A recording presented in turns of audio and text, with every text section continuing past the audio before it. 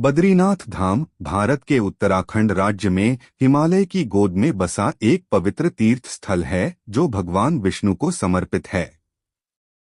यह 4 धामों में से एक है और हिंदू धर्म में इसका विशेष महत्व है। इस धाम से जुड़ी कई पौराणिक कथाएं और मान्यताएं प्रचलित हैं, लेकिन कुछ रहस्यमयी पहलू ऐसे हैं जो आज भी लोगों के लिए अनसुलझे हैं। आइए बद्रीनाथ धाम की एक विस्तृत कहानी के साथ इसके रहस्यों को जानने की कोशिश करें। बद्रीनाथ मंदिर अलकनंदा नदी के तट पर नर और नारायण पर्वतों के बीच समुद्र तल से 3133 मीटर की ऊंचाई पर स्थित है। पौराणिक कथाओं के अनुसार यह स्थान मूल रूप से भगवान शिव का निवास था। कहा जाता है कि भगवान विष्णु ने अपनी तपस्या के लिए यह स्थान चुना और शिव से इसे मांग लिया। शिव ने इसे उन्हें दे दिया और स्वयं पास ही केदारनाथ में बस गए। इस कथा का एक रोचक पहलू यह है कि बद्रीनाथ का नाम कैसे पड़ा। एक कथा के अनुसार जब विष्णु यहाँ तपस्या कर रहे थे तो कड़ाके की ठंड और हिमपात के बीच वे बर्फ में ढक गए। उनकी पत्नी लक्ष्मी ने उन्हें देखा तो उनका हृदय द्रवित हो उठा। उन्होंने बदरी बेर के वृक्ष का रूप धारण कर विष्णु को बर्फ से बचाया। तपस्या पूरी होने पर विष्णु ने कहा, तुमने मेरे साथ तप किया, इसलिए इस स्थान पर मेरी पूजा तुम्हारे साथ होगी और यह स्थान बद्रीनाथ कहलाएगा। इस तरह इस धाम का नाम पड़ा। लेकिन यहाँ से रहस्य शुरू होते हैं। पुराणों में एक भविष्यवाणी है जो बद्रीनाथ के भविष्य को लेकर रहस्यमयी संकेत देती है। स्कंद पुराण के अनुसार एक दिन नर और नारायण पर्वत आपस में मिल जाएंगे, जिससे बद्रीनाथ का मार्ग पूरी तरह बंद हो जाएगा। इसके बाद यह धाम लुप्त हो जाएगा और भविष्य में भविष्य बद्री नामक एक नया तीर्थ स्थल प्रकट होगा। यह भविष्यवाणी आज भी लोगों के मन में कौतूहल पैदा करती है। वैज्ञानिक दृष्टिकोण से देखें तो हिमालय में भूगर्भीय हलचलें होती रहती हैं और यह संभव है कि भविष्य में कोई बड़ा बदलाव इस क्षेत्र को प्रभावित करे। लेकिन यह कब होगा, यह कोई नहीं जानता। जोशीमठ में नृसिंह मंदिर है, जहां सर्दियों में बद्रीनाथ की उत्सव मूर्ति रखी जाती है। यहां भगवान नृसिंह की एक शालिग्राम मूर्ति है, जिसकी बाईं भुजा असामान्य रूप से पतली है। मान्यता है कि यह भुजा हर साल और पतली होती जा रही है। कहा जाता है कि जिस दिन यह भुजा पूरी तरह लुप्त हो जाएगी, उसी दिन बद्रीनाथ और केदारनाथ धाम लुप्त हो जाएंगे। यह एक ऐसा रहस्य है जिसे कोई वैज्ञानिक आधार नहीं दे सका। क्या यह मूर्ति सचमुच बदल रही है या यह केवल श्रद्धा का प्रतीक है, यह अभी तक अनसुलझा है। भगवान विष्णु को शंख की ध्वनि प्रिय है, फिर भी बद्रीनाथ मंदिर में शंख नहीं बजाया जाता। इसके पीछे एक कथा है। कहा जाता है कि आतापी और बातापी नामक 2 राक्षस यहाँ छिपे थे। बातापी शंख के रूप में बद्रीनाथ में छिप गया था। जब उसका वध हुआ तब से यहाँ शंख बजाना वर्जित हो गया। यह परंपरा आज भी कायम है, लेकिन यह सवाल उठता है कि क्या यह केवल कथा है या इसके पीछे कोई गहरा रहस्य छिपा है। बद्रीनाथ मंदिर के पास तप्त कुंड है, जहां साल भर गर्म पानी बहता रहता है। यह प्राकृतिक गर्म पानी का स्रोत है, जिसका तापमान 45 से 55 डिग्री सेल्सियस तक रहता है। ठंड के मौसम में जब चारों ओर बर्फ जमी होती है, तब भी यह पानी गर्म रहता है। वैज्ञानिक इसे भूतापीय ऊर्जा से जोड़ते हैं, लेकिन स्थानीय लोग इसे दैवीय चमत्कार मानते हैं। कहा जाता है कि इस पानी में स्नान करने से पाप धुल जाते हैं और रोग ठीक हो जाते हैं। इसका रहस्य अभी भी पूरी तरह समझा नहीं जा सका। बद्रीनाथ मंदिर हर साल नवंबर में बंद हो जाता है और अप्रैल से मई में खुलता है।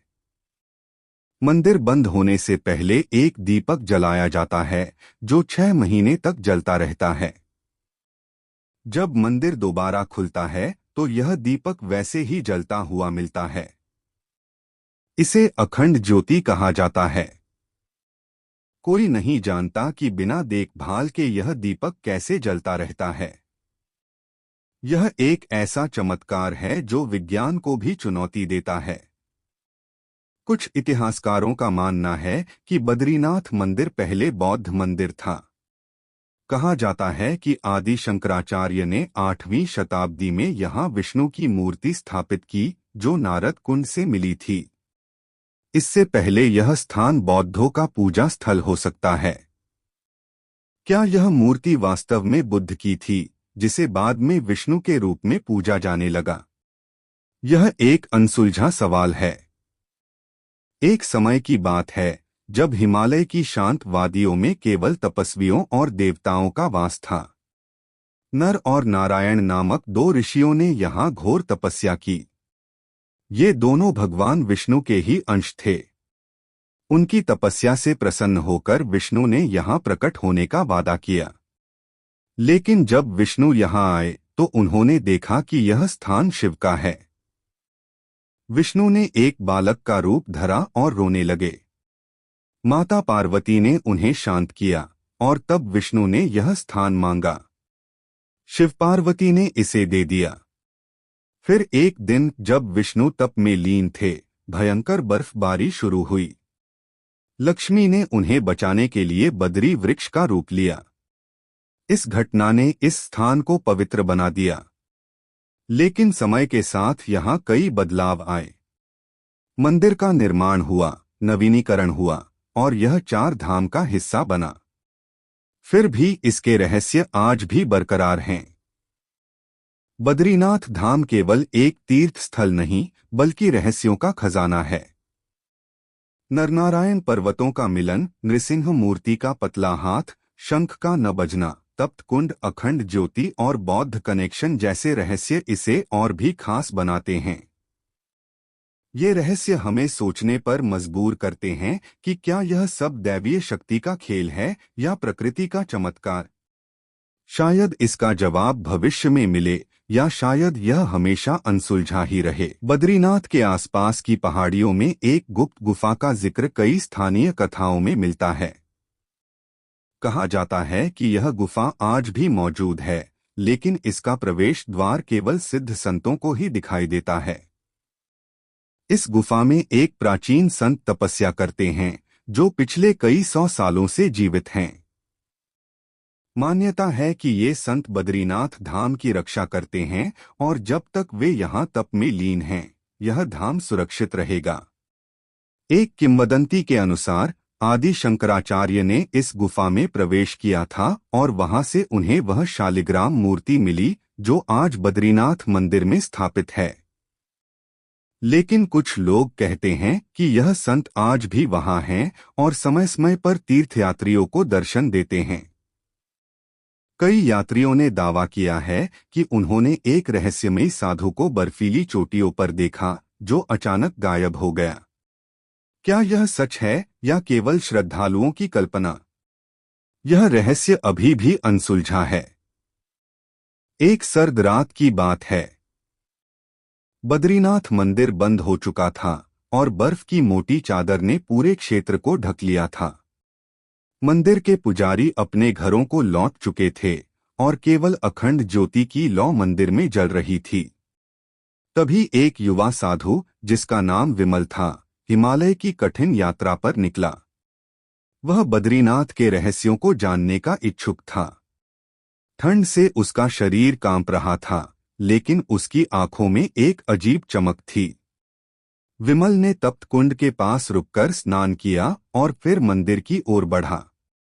रात के सन्नाटे में उसे एक धीमी, मधुर आवाज सुनाई दी, जैसे कोई मंत्रोच्चार कर रहा हो। उसने चारों ओर देखा, लेकिन बर्फ के सिवा कुछ नजर नहीं आया। आवाज उसे नर पर्वत की ओर खींच रही थी। उसने हिम्मत जुटाई और बर्फीले रास्ते पर चल पड़ा। अचानक एक चट्टान के पीछे से प्रकाश की एक किरण निकली। वह करीब गया तो देखा कि वहां एक छोटा सा गुफा द्वार था, जो पहले कभी किसी ने नहीं देखा था। विमल ने गुफा में प्रवेश किया। अंदर का दृश्य अद्भुत था। दीवारों पर प्राचीन शिलालेख थे, जो संस्कृत और किसी अनजान लिपि में लिखे गए थे। गुफा के बीच में एक छोटा सा शिवलिंग था और उसके पास एक संत ध्यान में लीन बैठा था। उस संत के चेहरे पर तेज था और उसकी आंखें बंद थीं। विमल ने उन्हें प्रणाम किया, लेकिन संत ने कोई जवाब नहीं दिया। फिर अचानक संत की आंखें खुलीं और उनकी नजर विमल पर पड़ी। संत ने गहरी आवाज में कहा, बेटा, तुम यहाँ क्यों आए? यह स्थान केवल उन्हें दिखता है जिन्हें बद्रीनाथ ने बुलाया है। विमल ने डरते हुए पूछा, महाराज, क्या आप वही संत हैं जो इस धाम की रक्षा करते हैं? संत मुस्कुराए और बोले, मैं केवल एक सेवक हूँ। यह धाम अनादिकाल से है और अनंत काल तक रहेगा। लेकिन एक समय आएगा जब नर और नारायण एक हो जाएंगे। उस दिन यहाँ का स्वरूप बदल जाएगा। संत ने विमल को गुफा की दीवारों पर लिखे शिलालेख दिखाए। उनमें एक भविष्यवाणी थी जो कहती थी कि जब पृथ्वी पर धर्म का ह्रास होगा तब बद्रीनाथ का यह रूप लुप्त हो जाएगा। लेकिन इसके बाद हिमालय में एक नया तीर्थ प्रकट होगा जहां विष्णु का एक अनोखा अवतार पूजा जाएगा। शिलालेख में एक नक्शा भी था जो भविष्य बद्री की ओर इशारा करता था। संत ने कहा, यह नक्शा अभी किसी को नहीं देना है। समय आने पर यह स्वयं प्रकट होगा। विमल ने संत से पूछा, क्या अखंड ज्योति और तप्त कुंड भी इस बदलाव का हिस्सा हैं? संत ने जवाब दिया, यह सब प्रकृति और ईश्वर का संतुलन है। ज्योति जलती रहेगी क्योंकि यह भक्ति की शक्ति है। कुंड गर्म रहेगा क्योंकि यह पृथ्वी की आत्मा का स्पर्श है। लेकिन जब समय बदलेगा ये भी नए रूप में दिखेंगे। संत की बातें सुनकर विमल का मन बद्रीनाथ के प्रति और श्रद्धा से भर गया। उसने संत से आशीर्वाद मांगा और कहा, मैं इन रहस्यों को लोगों तक पहुंचाऊंगा। लेकिन संत ने उसे रोका और बोले, नहीं, ये रहस्य वही जानेंगे जो इसके योग्य होंगे।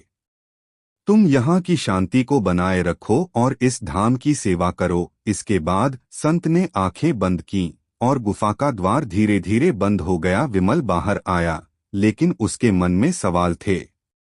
क्या वह गुफा फिर कभी मिलेगी? क्या वह संत सचमुच अमर हैं? और सबसे बड़ा सवाल, क्या वह भविष्यवाणी सच होगी? सुबह हुई और विमल ने देखा कि बर्फ पर उसके पैरों के निशान गायब हो चुके थे।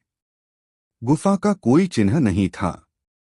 वह मंदिर की ओर लौटा जहां अखंड ज्योति अभी भी जल रही थी।